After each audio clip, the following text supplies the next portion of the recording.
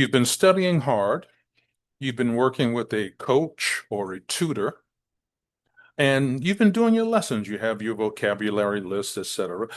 But something is happening. You still aren't able to fully follow normal conversations. And so, what we're going to do today is we're going to give you the tools to transform your English listening skills with simple, practical habits that will be good for your work environment, your school environment, and everyday life. So, welcome back to Master English Communication. Over the next few minutes, you'll learn 7 simple habits to become a stronger listener, and you're going to be able to use them this week at work, in class, and in everyday conversations. Okay, let's get started. First, let's think about why strong listening changes everything for you. For one thing, the cost of poor listening is high, right? You're going to miss details and confusion. You're going to have a weakened professional environment and weakened professional relationships. And potentially there are going to be lost opportunities. And of course, all of this comes together to lower your confidence. Now, the power of strong listening is that you will have a clear understanding and achieve better results. You're going to trust and have stronger relationships, trust in you and from others in you. Career and academic success is going to become much easier. So, just to summarize, poor listening causes stress, missed details, and lost trust. Strong listening improves results, relationships, and confidence, especially for business and academic English. So let's look at a 7-day practice plan, which should be your 7-day practice plan, but of course you can adopt it. Day 1, active listening. You want to practice active listening. Of course, I'm going to share how to do that in today's session. Day 2, you're going to learn how to summarize properly and effectively. Day 3, you're going to understand how to use clarifying questions. Day 4, you're going to understand nonverbal cues. Day 5, you're going to learn how to eliminate distractions, or at least get better at it. Day 6, an open mindset. You'll see the value of that. And day 7, combine all of the skills, right? And just 10 minutes per day, even 5 minutes per day makes a real difference. You don't need an hour every single day. Just 5 to 10 minutes can make a real difference. And having one strategy per day with a short practical session designed for you as an intermediate to advanced ESL learner will be key. So day 1, active listening. You want to be present. How do we practice? Very simple. Put your phone down, face down on the table, because when the phone blinks, you're going to look at it. That's the whole point of it blinking. So put it face down. Put it on silent if you can. Face the speaker directly. Engage it. It's another human being.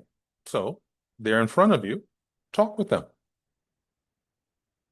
Make comfortable eye contact. You don't want to stare at them like you're some kind of serial killer, right? Comfortable, normal eye contact.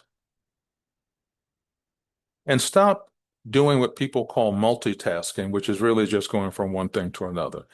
Give the person your full attention. Other things that you need to do will be there when you're finished meeting or speaking with this person. So try this phrase. When engaged with someone, right?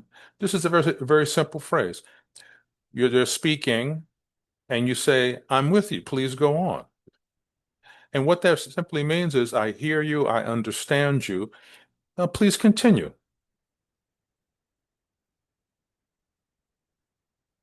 So, summarize. Show you understand. Let's see the strategy. Paraphrase the main point in one clear sentence. You can say something like, so to confirm, you're saying, and then you would state whatever the key message is, right? It confirms understanding and improves memory. So to confirm, you're saying, is that correct? Day 3, ask clarifying questions. Remove doubt and uncover priorities with targeted questions. This can be done politely and respectfully. What would success look like? That's actually a question that's easy to ask if you're in sales or marketing, or even if you're interviewing. What would success look like if I'm in this position 90 days from now? When you say X, do you mean Y or Z? So when you say I need 20 units this week, do you mean Thursday or Friday? And the classic and easiest, please, can you give me an example? Short, specific questions lead to deeper understanding. Day 4, read nonverbal cues. Body language is a significant part of communication. You need to listen with your eyes and ears. So, what to notice? Tone of voice, speaking pace and pauses. Is their posture open or closed? Facial expressions, hand gestures. And how do you check? Name what you observed, then verify gently. I can tell by the tone of your voice that you're very interested in pursuing this topic. I notice you're speaking very fast, or that you have some pauses. Can you share more about what you're thinking? So these are the types of questions that these nonverbal cues can trigger you to ask. I'm hearing some concern in your voice. Did I read that right? Right. So in summary, for reading nonverbal cues, watch tone, pace, posture, and facial expression. Check understanding, but gently. I'm hearing some concern. Did I read that right? Day 5, eliminate distractions. So you want to protect your focus with a simple listening ritual. Notifications off, and if you're sitting at your desk with your computer, turn those off. And if you're sitting with your phone, turn the notification off and turn the phone over.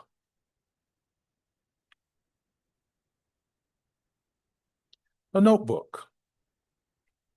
Close extra tabs and apps. Water nearby. Stay comfortable and ready, especially if you somehow one of those people, it happens to me sometimes, where you get dry mouth. So if you've never heard the expression in English, we sometimes say cotton mouth. Let me close a tab so I can focus completely on what you're saying. Keep an open mindset. Choose curiosity over judgment. Put your assumptions to the side and first gather information. This will help you build trust and will help you prevent misunderstandings. You can have an opening phrase such as, I hadn't considered that perspective. Tell me more. Listen to understand, not to respond. That's the key. Listen to understand, but not just to respond. Ask before assuming. Welcome different viewpoints. And day 7, reflective listening. Mirror both facts and feelings. Step 1, name the content. State the key facts or situation that you're hearing or you heard. Step 2, acknowledge the emotion that may be going on or happening. Identify the feeling behind the words. Step 3, check for accuracy. Ask if you understood correctly. This is important. Nothing wrong with that. It shows respect. And a simple question such as, it sounds like you're frustrated because the deadline moved unexpectedly. Did I get that right? Or it sounds like you're happy because the deadline moved unexpectedly. Did I get that right? Right. So in summary here, you want to reflect both the content and emotion. That's the key. Let's look at a complete 7-day challenge. Active listening, be fully present, put the phone down, turn off the notification, look at the other person, have your eyes up. Tuesday, summarize. Paraphrase to confirm understanding. Make sure you're both or all of you are on the same page. Wednesday, clarifying questions. Ask short but targeted questions. Thursday, nonverbal cues. Keep a close eye on tone, pace of speaking, and body language. Friday, eliminate distractions. Create your listening ritual. This is important. We all have subconscious or unconscious habits. So make sure that if you have them, such as continually looking at your phone, that's the point of turning it over and turning the alerts off. Then on Saturday, open mindset. Stay curious before judging. Sunday, combine all skills. Use all 7 habits together. I've given you 7 habits. I've given you how to approach how to use them. You, of course, as an English speaker at an intermediate to advanced level, you have the tools and you know where to search to get more information on any particular thing that stands out to you here. So remember, 5 to 10 focus minutes per day. You can get by with up to 15, all right, is enough to see real progress. So essential phrases that are ready to use in terms of confirmation. So to confirm, you're saying, to clarify, when you say X, do you mean Y or Z? Reflect emotion. It sounds like you're feeling to buy time. Let me make sure I understand. And to close the loop, next step, I'll take a particular action by a particular date. And you'll receive or send. Is that correct? Let's just touch on, before wrapping up, common listening pitfalls. Finishing other sentences. So unless you're a happily married couple for a very long time, or you're twins who've been doing it at birth, finishing other people's sentences is considered rude. All right. So pause and let them complete their thought. Listening to reply.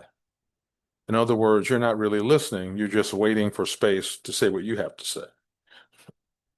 So listen to understand first, then formulate whatever your response may be second. Assuming tone via text. Terrible idea. Don't assume tone via text or email. Ask for clarification instead of guessing. And you want to apply these techniques and strategies I've shared in this lesson everywhere you go. Confirm priorities and action items. Once again, to clarify, the priority is X and it's due by Y date. At school, to summarize lectures and instructions. The main concept is with these 3 steps, and in social settings, check tone and acknowledge feelings. You seem excited about this. Am I reading that right?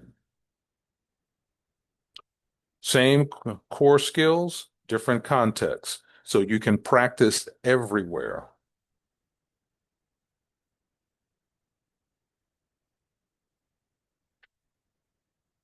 So a quick practice exercise, the 2-minute listening challenge.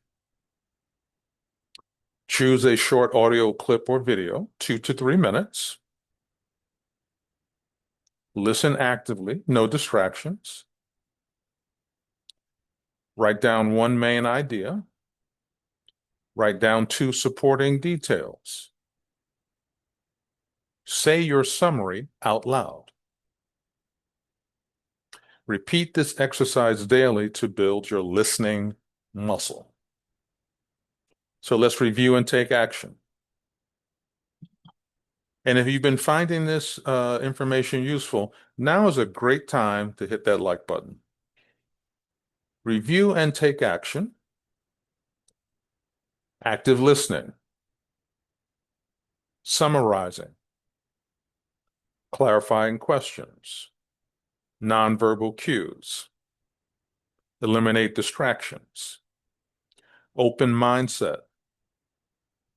Reflective listening. So choose one phrase from today's toolkit and use it in your next conversation. And then choose another phrase and another phrase and another phrase. So there you have it. You now have 7 habits for clearer understanding and stronger relationships. Choose one phrase every day and use it in the next conversation. Which strategy helped you most? Please share in the comments. One example, and practice reflective listening every day when you get an opportunity. Please like, share, subscribe, comment, and we will see you next time as we continue our linguistic adventure together.